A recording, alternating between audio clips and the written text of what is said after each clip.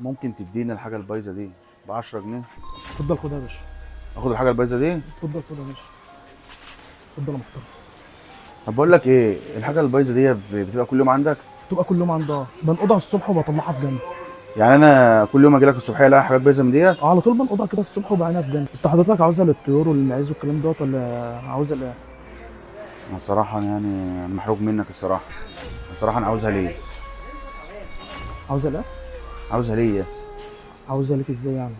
للطيور يعني ولا الخرفان ولا لايه؟ لا انا عايزها انا بس ليه؟ عشان انا مش معايا فلوس، فقالتك يعني معايا ديت حاجه بايظه فقلت اما ده اخدها. الحاجات ديت انا بحوشها كده للطيور والخرفان والكلام دوت، ما ينفعش حد ياكلها. بعدين انت طلبت مني حاجه وانا قلت لك لا. ما تخش عليا شوف اللي انت نفسك فيه وخده. عندك الحاجه اهيت، شوف اللي انت نفسك فيه وخده. انا على قد فلوسي، والحاجه دي هتلاقيها بفلوس غاليه وانا مش معايا اللي انا ادفع لك.